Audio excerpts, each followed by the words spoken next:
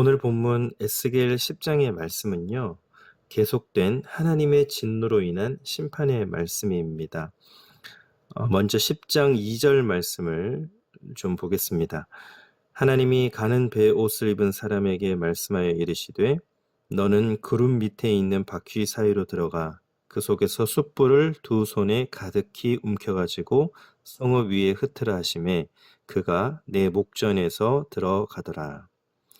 여기서 가는 배 옷을 입은 사람은 에스겔 9장에서 이마에 표를 그렸던 그 천사를 의미합니다. 하나님은 이 천사에게 예루살렘을 불로 심판하라 라고 명령하시는 것이죠. 여기 불을 흩으라 라고 하는 것은 마치 소돔과 고모라의 심판을 우리가 생각해 볼 수 있는데 여기에서 하나님의 이 진노, 하나님의 심판이 얼마나 두렵고 또 얼마나 철저하게 이루어지는가를 우리는 볼 수가 있습니다. 본문 9절부터 17절까지의 내용을 보면 네 바퀴의 환상에 대한 말씀을 주고 있는데 우리가 이미 살펴보았던 에스겔 1장에서 본 환상의 내용과 거의 동일합니다. 단지 에스겔 1장에서는 그발 강가에서의 환상이었고 오늘 본문 10장에서는 성전에서의 환상인 것이 차이점인데 우리가 어디에 있든지 그곳에 하나님의 임재가 있어야 하고 우리가 또 하나님의 그 임재를 느끼고 경험해야 된다라고 하는 사실을 말씀해 주고 있습니다. 중요한 것은 우리가 어느 곳에 있든지 어디에서든 늘 주님이 함께 하심을 바라보고 소망하며 또 그것을 믿는 우리 모두가 되기를 소망합니다. 그런데 이러한 질문이 생기죠. 하나님이 에스겔에게 두 번에 걸쳐서 이 네 바퀴의 환상을 보여주시고 또 말씀하신 그 이유가 무엇일까? 거기에는 이 성경에서 반복되고 말씀이 여러 번 나온다라고 하는 것은 그만큼 중요한 메시지가 있다라는 것입니다. 첫 번째, 하나님은 말씀으로 약속하시고 계획하신 것을 반드시 성취하시는 분이시다라고 하는 사실입니다. 그리고 두 번째는 하나님이 심판하시겠다라고 마음먹으면 그리고 그렇게 하나님께서 심판을 일으키시면 그것을 누구도 중단시킬 수 없고 또 누구도 숨거나 피할 수 없고 돌이킬 수 없다라고 하는 것이죠. 그리고 세 번째는 하나님의 심판의 명령을 따르는 천사들은 하나님의 주권을 인정하고 하나님을 향하여 한마디라도 항거할 수 없고 반드시 복종하고 있는 것을 우리는 깨닫게 됩니다. 하나님은 우리 또한 하나님의 주권을 인정하기를 원하고 계시고 우리는 그 하나님을 하나님으로 인정해야 할 줄로 믿습니다. 또한 주님이 말씀하셨다는 것, 약속하셨다. 그렇다면 우리가 할 일은 믿는 것이죠. 그리고 그 약속이 이루어질 때까지 기다리는 것입니다. 그리고 하나님이 하시는 일을 보고 또 하나님께서 성취하시는 것을 우리가 믿음으로 깨닫고 경험하는 것입니다. 10장 3절 말씀입니다. 그 사람이 들어갈 때에 그룹들은 성전 오른쪽에 서 있고 구름은 안뜰에 가득하며 성경에서 구름이 가득했다라고 하는 것은 하나님의 임재하심으로 말씀을 하고 있습니다. 상징하고 있는 것이죠. 하나님께서 시내산에 임재하셨을 때도 또 모세가 성막을 짓고 봉헌하였을 때도 구름이 가득했다 그랬죠. 그리고 솔로몬이 성전을 짓고 봉헌할 때에도 구름이 가득했다. 뿐만 아니라 예수님께서 변화산에 올라가서 모세와 엘리야와 더불어 말씀을 나누시고 하늘에서 음성이 들려올 때에도 구름이 가득했다라고 성경은 말씀해 주고 있습니다.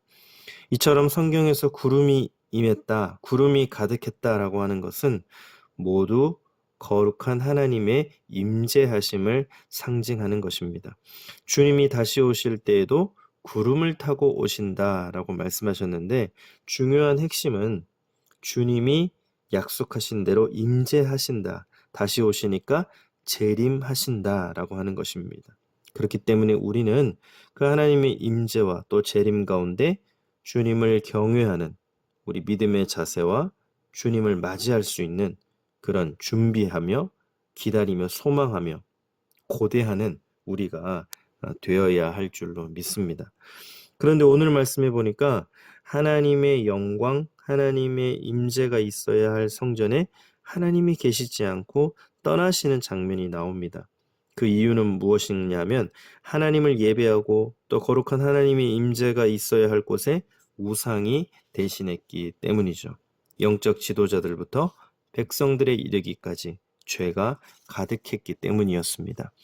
10장 18절 말씀을 보면 여호와의 영광이 성전 문지방을 떠나서 그룹들 위에 머무르니, 이 말씀을 10장 4절과 비교해 볼 때 하나님의 임재가 성전 문지방에 이르렀는데 그 문지방을 떠나셨다라고 말씀하는 것입니다.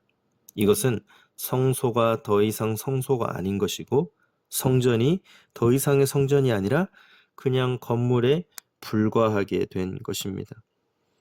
여러분, 이 주님의 임재가 사라지는 것이 이것이 얼마나 끔찍한 일인지 아십니까? 성경에서 하나님의 영광이 임재했다, 임했다라고 하는 쉐카이나 영광이라는 단어도 있지만 반대로 하나님의 영광이 떠났다고 하는 이가봇이라고 하는 단어도 있습니다.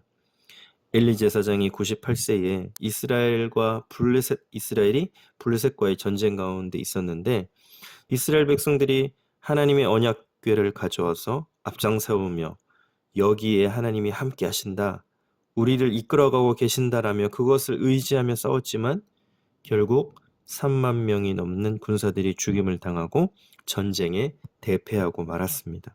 심지어는 가지고 나아갔던 언약궤, 이 언약궤는 하나님의 임재를 상징하는데 그 언약궤를 뺏겼죠. 엘리의 아들들인 홈니와 비느하스가 또 죽게 되었습니다. 이 소식을 들은 엘리가 충격을 받고 의자에 앉은 채로 목이 꺾여서 죽음을 맞이하게 됩니다. 그때 비느하스의 아내도 전쟁의 소식을 들었습니다.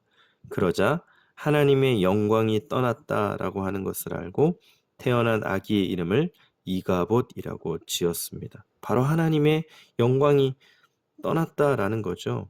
하나님의 영광이 그 임재가 있었던 이스라엘이 이제는 하나님의 영광이 떠나버린 그런 민족이 나라가 되었다라고 하는 것입니다. 사랑하는 여러분, 정말 오늘 우리가 소망하고 기도해야 될 제목은 여러 가지 많이 있지만 우리가 어디를 가든지 어디에 있든지 주님이 항상 우리와 함께 하셔야 한다라는 것입니다. 그 자리가 또한 복의 자리가 되길 바라고요. 정말 하나님이 기뻐하시는 믿음의 자리가 되기를 바랍니다. 그리하여서 있는 자리에서 하나님과 동행하고 하나님을 예배하고 기도하고 찬양할 때 하나님의 임재하심 속에 주님이 주신 생명과 복과 은혜와 또 회복의 역사가 있기를 예수님의 이름으로 축복합니다. 기도하겠습니다. 하나님, 우리가 섬기는 교회, 가정, 생업, 사업장, 자녀들, 자손들 가운데 또 우리 예배 가운데 늘 하나님의 임재하심을 경험하며 우리 주님과 동행하게 하여 주옵소서.